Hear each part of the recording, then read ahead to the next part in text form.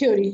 ठीक है, so we will discuss based on a graph. There is one graph between energy and your distance between the hydrogen atom.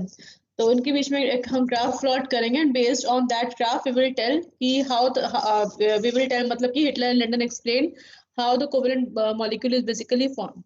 So we will start with Hitler and London theory and energy changes we will talk about. So suppose there are two hydrogen atoms. Right? And imagine that they are at a very large distance from each other. So there are basically certain points है. तो हम एक point करके discuss करेंगे कि hydrogen molecule जो form होता है, covalent bond जब hydrogen molecule में form होता है, तो क्या क्या उसमें energy changes होते हैं. तो सबसे first point हम discuss कर रहे हैं when they are at a very large distance from each other. तो you can just note it down कि हमने first step में हम note down कर रहे हैं कि how the hydrogen atoms they are at a very large distance from each other and you can say there is no interaction between them. कोई भी उनके बीच में इंटरेक्शन नहीं है. ठीक है, सो अब उसके बीच में लेट्स से हम इसे रिप्रेजेंट कर रहे हैं with HA. Two hydrogen molecules are there, so one is HA, other one is HB. ठीक है, and so hydrogen A1 is associated with electron 1 and hydrogen B जो है it is associated with electron 2. मतलब एक hydrogen के पास अपना एक electron है, दूसरे हाइड्रोजन के पास अपना एक इलेक्ट्रॉन है. So this 2 represent 1 electron only, but यहाँ पे HA का इलेक्ट्रॉन 1 है, HB का इलेक्ट्रॉन 2 है. 2 डजंट मीन कि हम 2 इलेक्ट्रॉन्स की बात कर रहे हैं. 2 मीन्स दैट हमने जो HB पे जो इलेक्ट्रॉन है that we have represented by 2, right? Electron एक ही है. ठीक है, सो द वेव फंक्शन, जब वेव फंक्शन होता है that can be written as xi A. ठीक है, xi A means hydrogen first atom का electron associated with first atom and xi B 2. Right, so what we have done is we have done that suppose two hydrogen atoms they are very large distance from each other, that is there is no interaction between them, right? Hydrogen, we have represented hydrogen as HA and HB. One electron is associated with HA and second electron is associated with HB. ठीक है, so the combined wave function of hydrogen molecule can be represented by xi is equal to xi is a complete wave combined wave function xi A1 into xi B2. Now we will plot a graph between your energy and internuclear distance. अब हम इनके बीच में graph plot करेंगे. This graph is very important. This graph is very important. If you draw a graph between this thing, then you will get a graph like. अगर मैं आपको graph भी दिखाना चाहूँ, I think that will be more better. The graph you will get it like this. Is this graph visible? ये book में से ही है. And you can yes, see that energy versus internuclear distance. So the graph which you will get here is A. तो अभी सिर्फ A he draw करना, मैं अभी ड्रॉ करके नहीं दिखा रही हूँ, आप इसमें से देख सकते हो. You will get a graph that is A. अब मैं आपको एक एक करके ग्राफ यहीं से रिप्रेजेंट करूंगी. ठीक है, तो आप अपनी कॉपीज में नोट डाउन करो और आप you can note it down that when they are this is for when the electron 1 is associated with HA and second electron is associated with HB. In that case energy is minus 24 kilojoules per mole. ठीक है, यहाँ पे आपकी energy जो है minus 24 kilojoules per mole है और उसके corresponding जो internuclear distance है between the two hydrogen atoms is 0.90. यानी A आपका रिप्रेजेंट करता है 24 kilojoules per mole एनर्जी और 0.90 एंगस्ट्रॉम डिस्टेंस, ये रिप्रेजेंट करता है आपको. ठीक है, तो अब इसके अंदर क्या है but theoretical value. What is the theoretical value? Theoretical value is you can से स्टैंडर्ड वैल्यू जो इसकी होती है दैट इज 0.74 एंड 458. जो आपका एक्सपेरिमेंटल वैल्यू है कह सकते हो आप, जो आपकी स्टैंडर्ड वैल्यू है that is 24 kilojoules per that is 458 kilojoules per mole and 0.74. So you can see there is a lot of difference. कितना डिफरेंस आ रहा है आपको? अगर ये कंसिडर करते हो तो 24 आ रहा है और आपका स्टैंड वैल्यू है 458, तो बहुत ज्यादा डिफरेंस है, मोर देन 400 का डिफरेंस आ रहा है. और इंटरन्यूक्लियर डिस्टेंस में देखोगे तो बहुत ज्यादा डिफरेंस आ रहा है. इट मींस दिस, अगर हम कंसिडर करते हैं hydrogen bond formation by this wave function, it mean this is not correct. अगर इस वेव फंक्शन से हम कंसिडर करते हैं formation of hydrogen molecule, in that case it means it is not correct because this value is very low when we compare it with the experimental value. ठीक है, So now we have to consider another step. ठीक है, so in that case we will consider the second step. हम consider करते हैं exchange of electrons. ये भी आपको इसके अंदर सत्य प्रकाश में मिलेगा. ठीक है, exchange of electrons में क्या है, now यहाँ पे समझो इस चीज को. जो हाइड्रोजन मॉलिक्यूल फॉर्म होता है उसके अंदर हमारे पास जो हाइड्रोजन एटम्स हैं HA and HB. Now exchange of electrons मतलब हमने कंसिडर करा first electron associated with HA and second electron associated with HB. This is the case, ये होगा. But there is one more case which can happen, that HA is having second electron and HB is having first electron. That can also be possible. ठीक है? Yes, ma'am. अब HA के पास 1 है, HB के पास 2 है, but simultaneously that can also happen. HA के पास second हो और HB के पास first electron हो. This can also be possible. ठीक है? तो the wave function, you can say according to law of linear combination, according to the law of linear combination, the formation of hydrogen molecule can be given by two ways. Either symmetric way होगा या फिर anti-symmetric way होगा, या asymmetric way होगा. asymmetric wave combination होगा. तो इसके लिए हमारे पास या तो bonding होगा या anti bonding होगा. And for bonding formation, the wave function can be given by xi A1 xi B2 plus एक तो ये वाला होगा plus the other case can be xi A is having second electron into xi B is having first electron. So this can also be possible, and this can only be possible when there is a when the bond formation takes place in a symmetric way. When these two wave functions combine in a symmetric way, we will get a symmetric wave function, which can be given by this xi A1 plus xi B2 plus xi A2 xi B1. So when will it happen? It happens when the combination of these two wave functions takes place in a symmetric way. Symmetric way का मतलब ये होता है कि जब दोनों के दोनों वेव फंक्शंस कंबाइन कर रहे हैं तो उसमें सिमेट्री जो होती है, सिमेट्री मतलब कि आपका जो बॉन्ड फॉर्मेशन जो फॉर्म हो रहा है, तो दो वेव फंक्शंस दो तरीके से हमेशा कंबाइन करते हैं. Physical chemistry in detail you will study it. तो या तो वो there is no negative sign, plus sign से ही हम बता रहे हैं. तो हमारे पास सिमेट्रिक वे में कंबाइन करें तो you will get a symmetric wave function जिसमें प्लस साइन आता है. ठीक है, और एक होता है जिसमें बॉन्ड फॉर्मेशन होती है.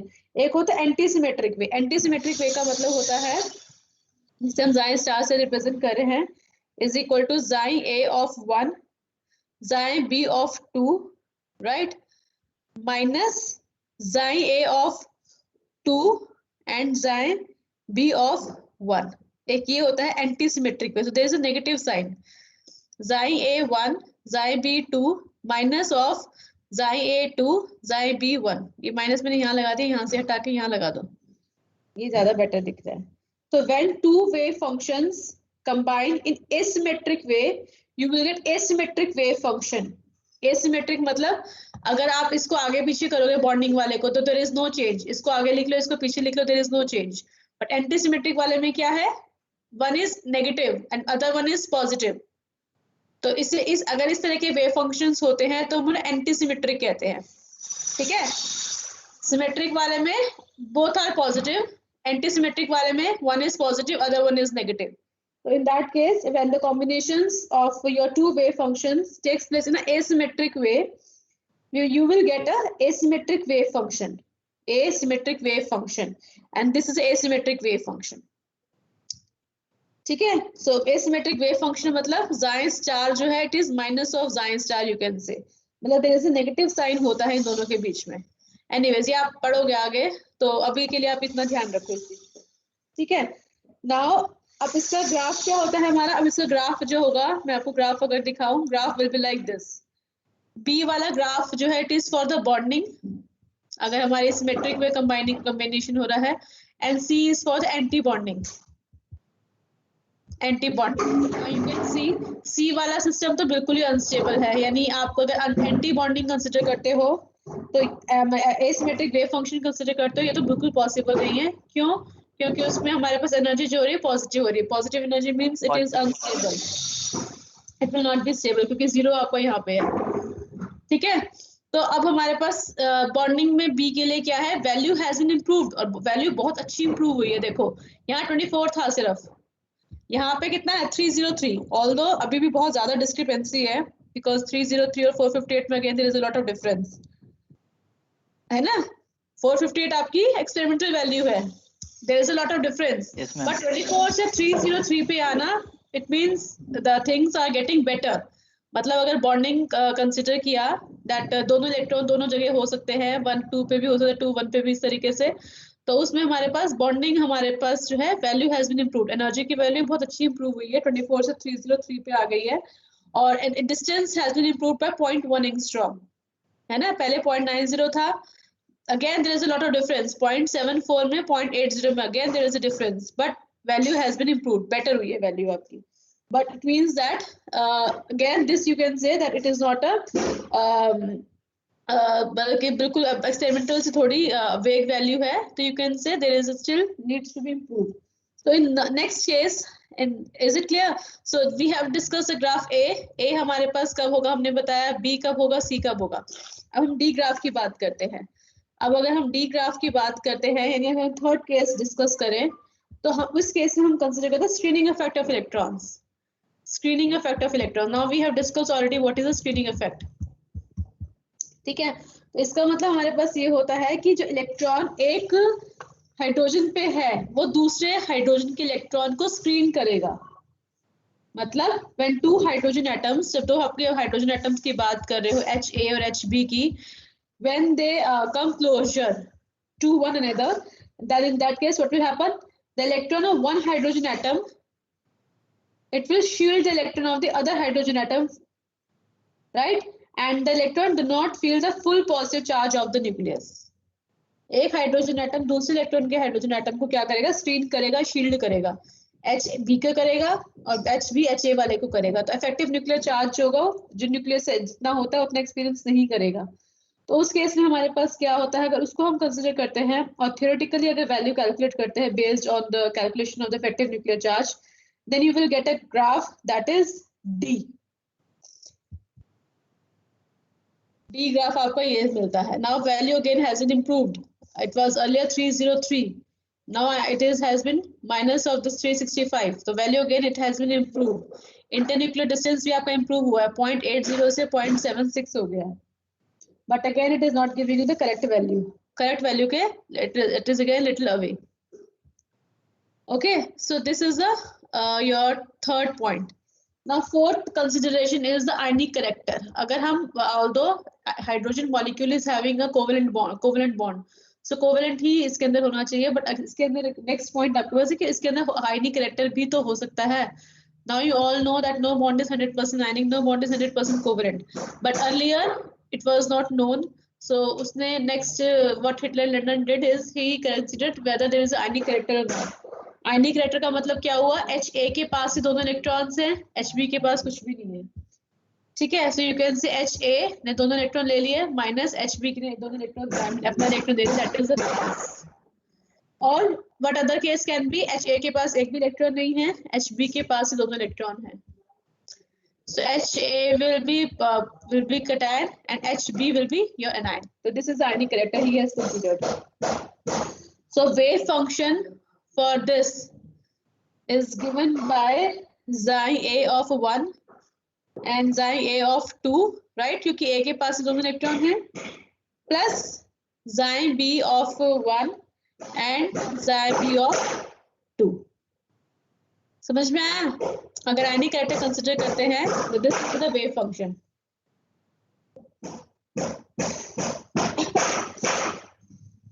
समझ में आ रहा है? नोट डाउन कर रहे हो? मैम psi B क्या नहीं आई? दोनों इलेक्ट्रॉन एक मॉलिक्यूल के पास है, HA के पास। हाँ, या तो A के पास दोनों इलेक्ट्रॉन हैं या फिर B के पास दोनों इलेक्ट्रॉन हैं।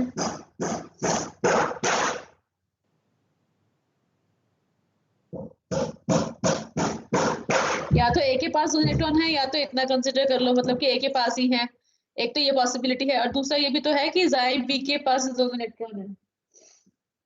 Okay ma'am. हाँ, तो इसके अंदर हमारे पास क्या है, अगर आयनिक स्ट्रक्चर कंसिडर करते हैं तो मतलब there is a lot of force of attraction, मतलब फोर्स ऑफ अट्रैक्शन क्या हो जाएगा, further increases between the two hydrogen atoms. This ionic structure shows you that the force of attraction between the two hydrogen atoms has been increased. तो attraction अगर बढ़ गया है तो आपकी जो एनर्जी की वैल्यू है, it will further decreases. ठीक है, the वैल्यू जो होगी फर्दर डिक्रीज करेगी. और यू कैन से दैट आपका जो हाइड्रोजन एटम होता है, और यू कैन से जो कर्व होता है, मैं पहले कर्व दिखाती हूँ आपको. The curve will be your E curve. ये दिख रहा है ई वाला, that is 388 kilojoules per mole is the value, and distance is 0.75. तो distance तो almost similar हो गया है क्योंकि आपका experimental value is 0.74, and if you have considered the ionic structure, then in that case 0.75 is the value internuclear distance between two hydrogen atoms, and 380 is the value which is more near to the your experimental value. ठीक है, so in that case, if only ionic structure is considered, in that case you will get a curve 388 value, energy value you will get, right? Or you can say that E value has been considered. E graph you will get when both covalent and ionic structures are considered. मैं अभी आपको बताती हूँ इसमें किस तरीके से आ रही है. When both covalent and ionic structures are considered, basically if you consider hydrogen atom की formation, and you will be having covalent plus ionic, यानी आपको covalent भी wave function consider करना है, ionic भी wave function consider करना है. So हमने hydrogen covalent का already consider किया हुआ है, that xi A of 1 electron 1 is associated with xi A, and xi B is having second electron. ये जो हमने पहले लिखा था ये same है, xi A के पास second electron है, xi B के पास first electron है. This is a wave function plus lambda times of, what is lambda? Lambda is your mixing coefficient. Lambda आपका क्या है यहाँ पे? Mixing coefficient है. तो lambda times of your ionic का wave function जो हमने पहले लिखा है as it is आएगा यहाँ पे xi A of 1, xi A of 2 plus xi B of 1 and xi B of 2. ठीक है, so अगर हमारे पास कोवेलेंट और आयनिक दोनों ही बॉन्ड है हाइड्रोजन मॉलिक्यूल में, then the combined wave function can be given by this. इसमें कोवेलेंट और आयनिक दोनों कंसीडर करा है. So कोवेलेंट और आयनिक में सेम रहेगा, but only lambda factor has been introduced. This lambda is nothing but a mixing coefficient. ठीक है, and it tells you that how much contribution of ionic structure will be there in total wave function. Ionic structure कितने times contribute करेगा? हाँ बच्चे बोलो. Ma'am, what is this lambda? Lambda is mixing coefficient. Mixing coefficient. Mixing coefficient. This value tells you, इसकी value fixed होती है 0.17 है hydrogen atom के लिए. ठीक है, हाइड्रोजन के लिए 0.17 है इसकी वैल्यू, and this lambda will tell you how much ionic structure contributes in total wave function. Ionic structure जो है, ionic structure जो है, how much ionic structure contributes in the total wave function, and its value is fixed. It is 0.17. ठीक है, so you will get here a curve E. अगर आप covalent और आयनिक दोनों कंसीडर करते हो, you will get a curve E. So you can draw the curve here.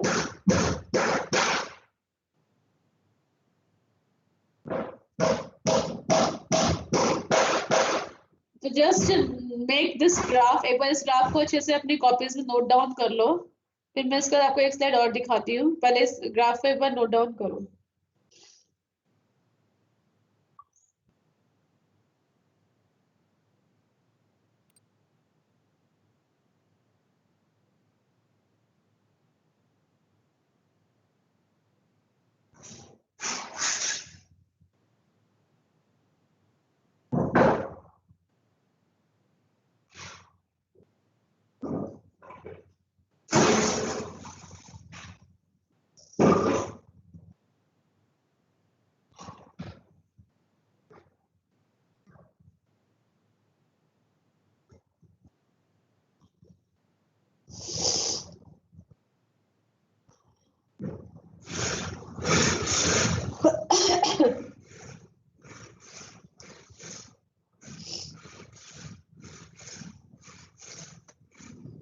इसको clear करूं मैं एक बार, अगर आपको थोड़ा सा वैसा दिख रहा हो तो।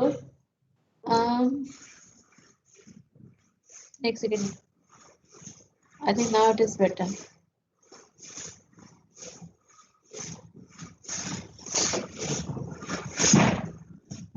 या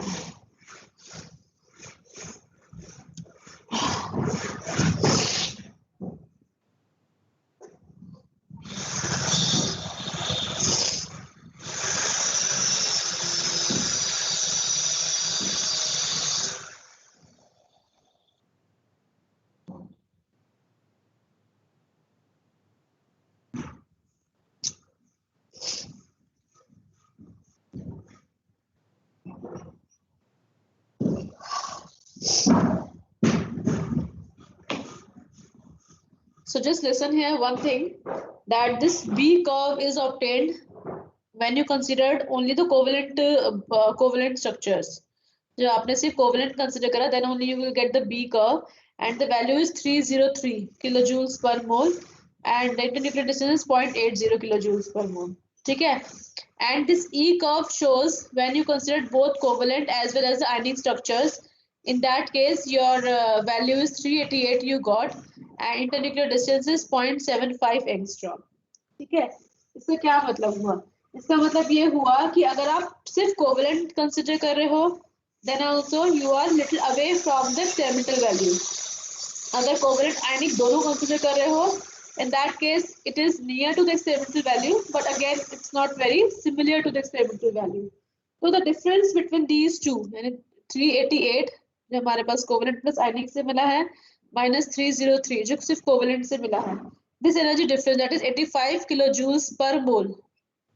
This energy difference it tells you that it is a contribution made by the ionic structure.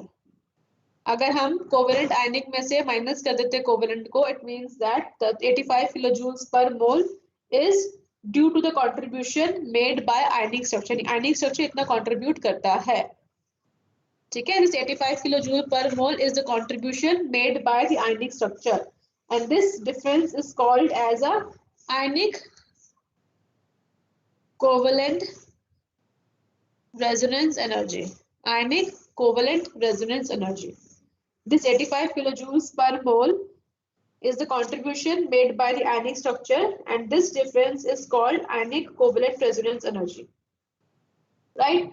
So all these discussion, it tells you that the bond is neither the covalent, ना तो ये कोवेलेंट है completely hydrogen molecule के बीच में जो bond है, it is neither the pure covalent, neither the pure ionic, but the actual structure is in between your covalent or you can say partly ionic है और partly covalent you can say.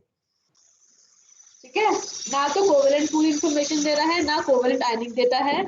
So the structure of hydrogen molecule जो है, it is what Hitler London told like in the conclusion, that the bond in hydrogen molecule is not pure covalent nor pure ionic. It is in between covalent or ionic, or you can say partly covalent you can say, partly ionic you can say. The structure is partly covalent, partly ionic. So this is the graph which you should know, and these are the values जो combined club form में दे रखी है. ये आपको सत्य प्रकाश में आसानी से मिल जाएगी, and you can go through those pages in Satya Prakash. यहाँ पहले थोड़ी वेग सी आपको इमेज दिख रही होगी, values I don't know clear है या नहीं है, और ग्राफ में जो लिखे दे दी ज्यादा सिमिलर वैल्यू, तो एक समराइज्ड फॉर्म दे रखी है इसकी.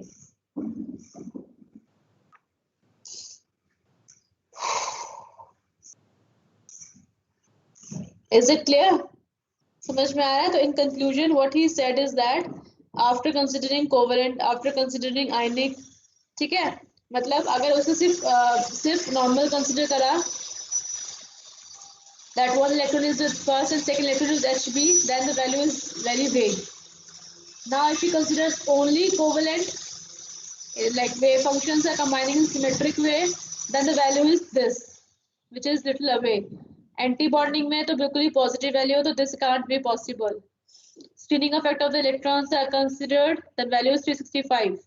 If covalent structures are considered, we have already seen अब कोवेलेंट आयनिक दोनों कंसिडर करें, in that case the value of 388. Covalent ionic both are considered. This is the value. The value is this thing.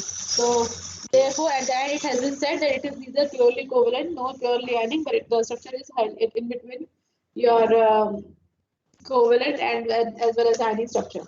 Okay. So this is the Hitler-Lindon theory, which tells you about the, or you can say, valence bond theory given by Hitler and Lindon, and it tells you how the covalent bond is formed in hydrogen atom and whatever the energy changes taking place in hydrogen molecule. That has been discussed here. Okay. Okay. So after this there is one ये जो मैंने आपको pages पढ़ने के लिए बोले हैं, ठीक है, जैसे पॉलिगन स्लेटर्स थ्योरी है, ये बिल्कुल थियोरेटिकल थ्योरी है। थियोरेटिकल थ्योरी इसलिए कह रही हूँ क्योंकि इसमें जो कुछ पॉइंट्स है, किस तरीके से बॉन्ड फॉर्म होते हैं, ठीक है, कोवेलेंट बॉन्ड कैसे फॉर्म होता है, वो सब उसी के बारे में बात कर रहे हैं ये, ठीक है। तो उसमें कुछ पोस्टुलेट्स है जो पेजेस मैंने आपको पढ़ने के लिए कहे हैं, वो आपके थियोरेटिकल कुछ पोस्टुलेट्स है। I am sure if you study it will be clear to you, क्योंकि आपने ऑलरेडी ये जो है सिग्मा बॉन्ड कैसे फॉर्म होता है, पाई बॉन्ड कैसे फॉर्म होता है, डबल बॉन्ड क्या होता है, already you have already studied it. तो we will discuss it in the like next week, हम इसको डिस्कस करेंगे, कल से नहीं, कल के लिए I am planning for some other topic, तो next week we will discuss it. But I just want you कि before I tell you, you just go through these pages, then we will discuss it, ठीक है। जो मैंने आपको pages बताया है, pages is from 270 to 285 I think I have told you. तो ये आपको पेजेस देखो गो थ्रू करने हैं, and once you go through then I think the things will be more clear. Dipole moment बहुत सिंपल है, उसमें कोई इतना वो नहीं है, ठीक है। किसी को डाउट है, कुछ पूछना है, you can ask. Ma'am value और ज्यादा क्लोज नहीं जाती एक्सपेरिमेंटल वैल्यू के? इसके बाद there is no other thing. आप कोवेलेंट कंसीडर कर लिया है, उन्होंने आयनिक कंसीडर कर लिया, इसके अलावा और कौन सी बॉन्डिंग कंसीडर करेंगे? तो after 388 he said that the bond is नहीं कोवेलेंट है, नहीं आयनिक है। उसके बाद क्लोज और नहीं आगे डिस्कस किया, उसके आगे कोई और पॉइंट ही नहीं बचे डिस्कस करने के लिए। बॉन्ड या तो कोवेलेंट होगा या आयनिक होगा। कोवेलेंट कंसीडर कर रहा है, value is little away, ionic consider कर it is again little away, तो it is at that it has been said that is in between covalent or ionic structure है, or you can say that no bond is 100% ionic, no bond is 100% covalent. There is a sum of the covalent character is always there in ionic bond, and some of the ionic character is also there in covalent bond, vice versa मतलब। So this is the theory which has been said by Hitler and Lindon। 388 के बाद there is no other point।